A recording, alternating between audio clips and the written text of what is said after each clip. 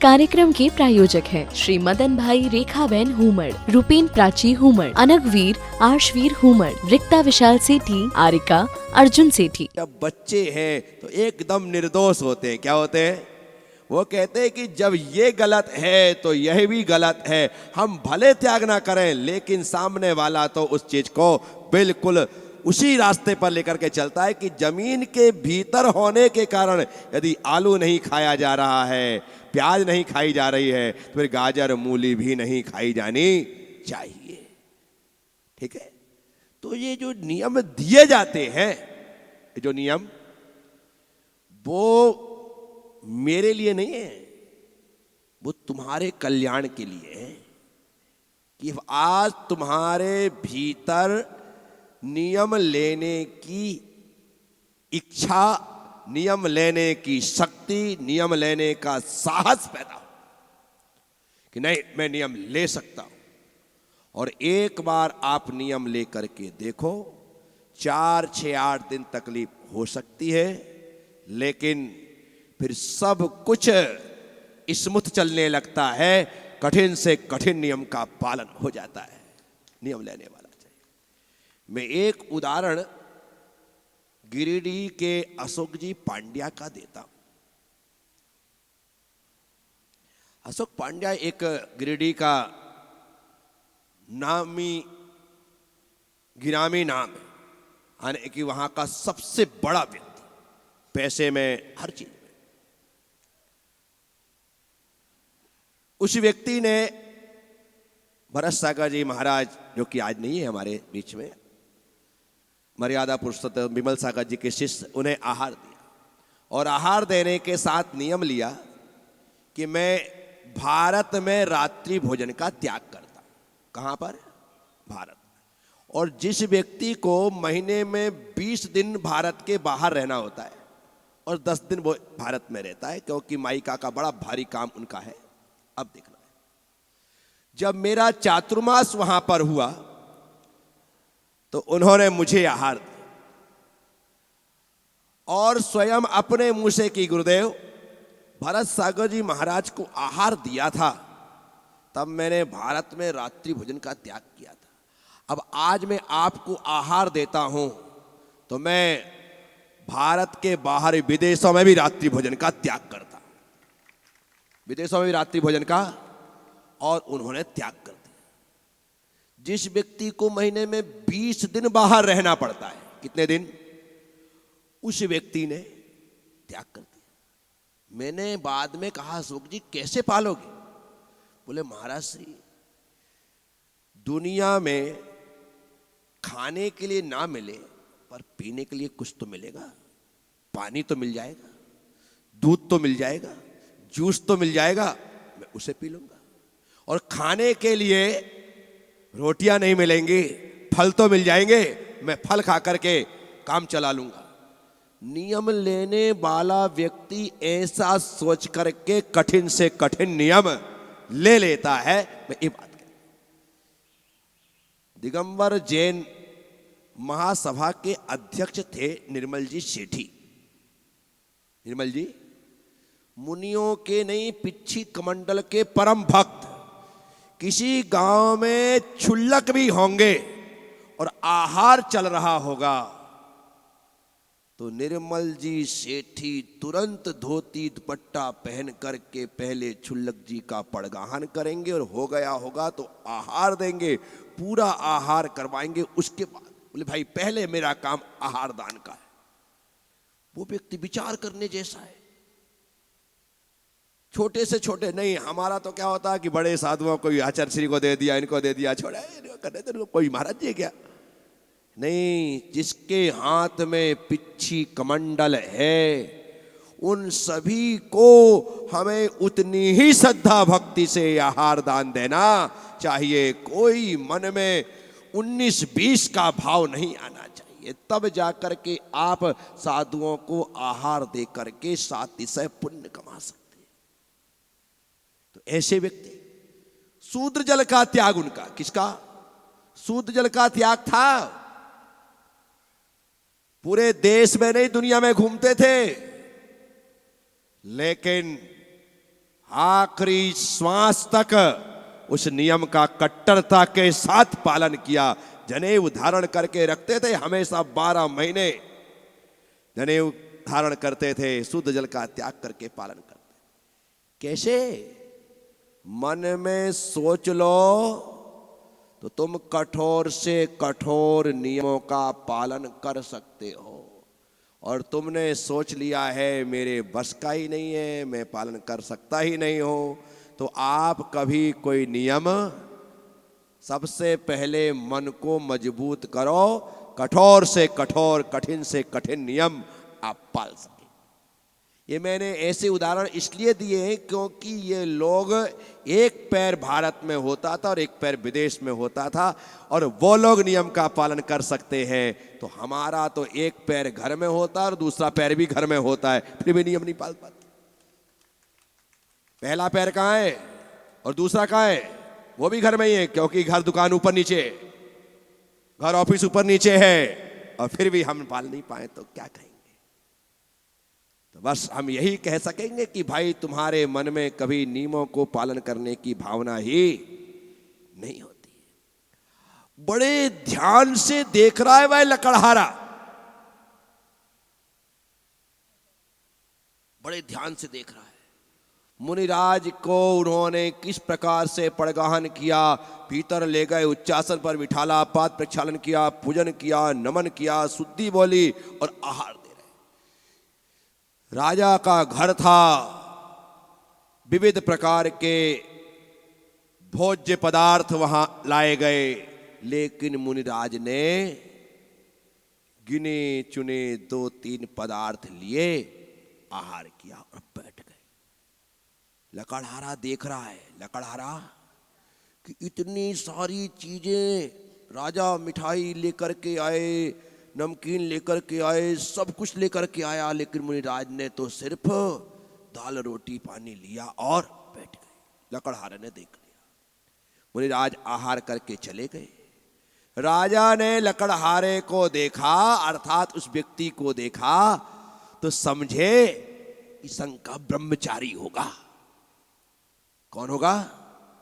तो राजा बड़े उससे कहता है, भैया जी भोजन यहीं ग्रहण करना। लकड़हारे की तो बाप रे बाप खुशी का ठिकाना ना रहा कि इस व्यक्ति के पीछे पीछे चलने मात्र से राजा कह रहा है भैया जी। क्या कह रहा है? क्या कह रहा है? आप सबसे कहता हूं, जब तक साधु ना बन पाओ तब तक साधुओं के पीछे चलते रहना। सारा समाज आपको हाथ जोड़ करके अभिवादन करेगा। क्या करेगा? अभिवादन। भैया जी ये हमारा अर्पित बैठा है। शहर में कोई भी साधु किसी भी कॉलोनी में चातुर्मास करे, या 2 दिन के लिए आए या 15 दिन के लिए आए, कोई शहर का व्यक्ति रोज दिखाई दे ना दे, लेकिन अर्पित सर्राफ उनको आहार देता हुआ दिखाई देगा। क्या है? कोई भी साधु हो, जाना मतलब जाना है, आहार देना है, बस एक भावना है। साधुओं के साथ रहोगे सम्मान मिलेगा, साधुओं के साथ रहोगे, लोग तुम्हारे हाथ जोड़ेंगे। और ऐसा कोई घर हो जहां पर इससे हाथ जोड़ करके ना बोलते हो कि आज खाना हमारे घर में ही खाना, रोज बोलते। यदि रोज खाए ना तो एक भी दिन घर में अपनी पत्नी के हाथ का ना खा पाए, ऐसी स्थिति बने। लोग इतना मान सम्मान से करते। तो लकड़हारे को राजा ने क्या कहा? क्या कहा? आज भोजन यहीं पर ग्रहण। लकड़हारे ने मौन में ही हां कह दिया। कैसे? मौन में ही। राजा और ज्यादा प्रभावित कि भैया जी का मौन भी है। अब पानी इशारे से मांगा और अपने हाथ पैर की शुद्धि करके भैया जी तैयार। राजा ने चौकी लगाई। राजा ने किसके लिए? नहीं भैया जी के लिए। किसके लिए? लकड़हारा यदि राजा को पता लग जाए तो लकड़ी मार के भगाए। किसके लिए लगाई? वो तो हमको मालूम है लकड़हारा है, लेकिन चौकी लगाई। कहा भैया जी बैठे, गर्दन नीचे, आंखें नीचे, कभी इतना सम्मान मिले ना, कभी इतना सम्मान मिले तो अकड़ना मत, गर्दन नीचे रखना, आंखें नीचे रखना, उनमें विनम्रता दिखाई देनी चाहिए। आपने गौर किया, जब हमारे देश में कभी किसी का सम्मान किया जाता है, यूं तिलक लगाया जाता है, तो सामने वाला हाथ यूं रखता है। कैसे रखता है? कैसे रखता है? रख के बताओ ना।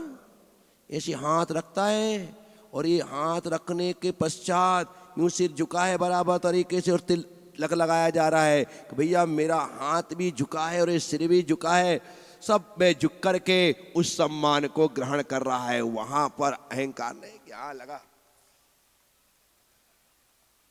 है? जैसे बरमाला के टाइम पर कुछ नाटकबाज दूल्हा दुल्हन करते, बेचारी वो छोटी सी है हाइट में, जया बच्चन, और सामने वाला हो अमिताभ बच्चन। तो अब देखना अमिताभ बच्चन के नाटक। बेचारी यूं करेगी तो वो यूं करेगा,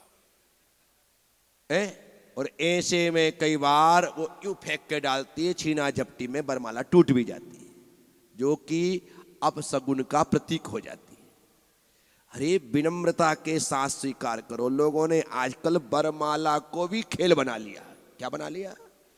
अरे तुम्हारे लिए वो इतने प्रेम से भर करके बरमाला लेकर के खड़ी है, तुम्हें भी आगे बढ़ करके सिर झुका करके उसे एक्सेप्ट करना चाहिए कि ला तूने मेरा इतना बहुमान किया है, ग्रहण करो, और फिर लेकर के गई, ले मैं तुझे भी सम्मान देता हूं, और उसे भी माला पहना दो।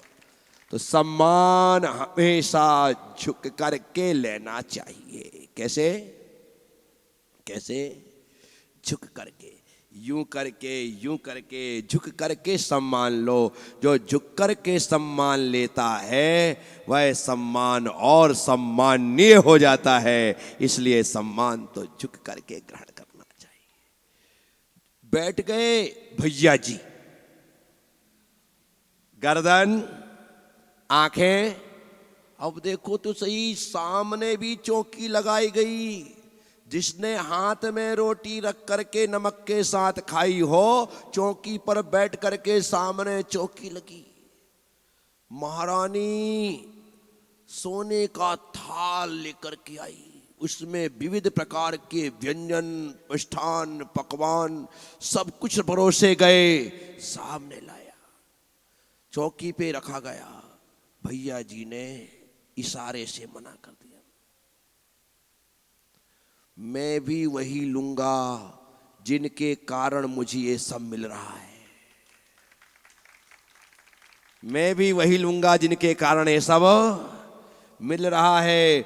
उन्हें भी मिल रहा था, लेकिन उन्होंने सिर्फ दाल रोटी ली है, तो मैं कैसे मेवा मिष्ठान्न ले सकता हूं? त्याग कर दिया। देख करके भी छोड़ना सीखो। देख करके, जैसे तुम देख करके खाना सीख जाते हो ना, वैसे दिगंबर मुद्रा देख लो, त्याग करना। दिगंबर मुद्रा देख लो, त्याग करना। जैन मुनि को देख लो, त्याग करना। बस देख करके सीखो। लकड़हारा सीख गया, सब कुछ हटा दिया, और जैसे ही हटाया, राजा के मन में तो ऐसा विश्वास, ऐसा श्रद्धान, ऐसा बहुमान भैया जी के लिए आ गया कि धन्य भैया जी, जैसे गुरुदेव वैसे ही आप। मैंने तो कभी कल्पना नहीं की थी कि आप ऐसा करेंगे। राजा मन ही मन प्रसन्न हो रहा है, महारानी मन ही मन प्रसन्न हो रही है। उन्होंने दाल रोटी सब्जी ग्रहण, दाल रोटी ग्रहण की, पानी पिया, हाथ मुंह धोए, और खड़े होकर के कहते हैं, गुरुदेव कहाँ गए? तो लकड़हारे से अर्थात भैया जी से राजा ने कहा, जंगल से आए थे, जंगल चले गए। भैया जी भी सीधे जंगल चले गए। उसके तो दिमाग में आ गया अपने को अब और कोई दूसरा काम धाम नहीं करना है, क्योंकि जिनकी कृपा से इतना मान सम्मान इज्जत प्रतिष्ठा भैया राजा के द्वारा कहा जा रहा है, इससे अच्छा और कुछ नहीं हो सकता। वो लकड़हारा समझ गया, लेकिन इतने लकड़हारे कब समझेंगे मुझे समझ। वो तो समझ गया। तुम भी बोलो कि गुरुदेव कहाँ गए, चलो अब मैं भी वहीं चलता हूं तो बिमल जी कोई काम बने। क्या साथियों, जंगल में अब देखना भी क्या हो रहा है, अभी कहानी खत्म नहीं हुई। आहार करके भोजन करके भैया जी अर्थात लकड़हारा पहुंच गया। वहां जाकर के देखा कि वृक्ष के नीचे मुनिराज ध्यान में लीन है। वो भी वहीं पर बैठ गया। जैसे मुनिराज बैठे थे वैसा ही नाटक चालू। उसने भी आसन लगा ली, ऐसे बैठ गया। उसे कुछ समझ तो पड़ती नहीं थी, बीच बीच में आंख खोल खोल करके देख रहा था कि क्या करना है। घंटे भर हो गए, लेकिन वो तो ऐसे टनटना करके बैठे, इसके तो बस का नहीं, पैर दुखने लग गए। इसने पैर खोल दिए, आसन खोल दी, नींद भी आने लगी। उसे लगा कि भाई ये तो बैठे ही रहेंगे, चलो अपन थोड़ा सो लेते। और पेड़ के पीछे गुरुदेव की नजर ना पड़े ऐसा छिप करके सो गया। घंटे 2 घंटे बाद जब उठा तो देखा गुरुदेव अभी भी, सुबह से शाम हो गई गुरुदेव अभी भी, शाम से रात हो गई गुरुदेव अभी भी, आधी रात व्यतीत हो गई गुरुदेव अभी भी, पूरी रात खत्म हो गई गुरुदेव अभी भी, सूरज निकल गया गुरुदेव अभी भी, सूरज चढ़ गया गुरुदेव अभी भी। उसे लगा कमाल है, कल से बिना हिले डुले ऐसे ही बैठे।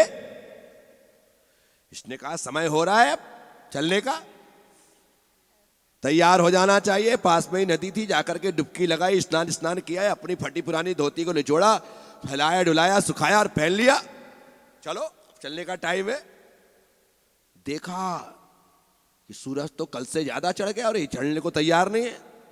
कहीं ऐसा तो नहीं कि आज छुट्टी हो। उसने भांप लिया कि आज ये जाने वाले। इस कार्यक्रम के प्रायोजक हैं श्री मदन भाई रेखाबेन हुमड़, रूपेन प्राची हुमड़, अनगवीर आर्शवीर हुमड़, रिक्ता विशाल सेठी, आरिका अर्जुन सेठी।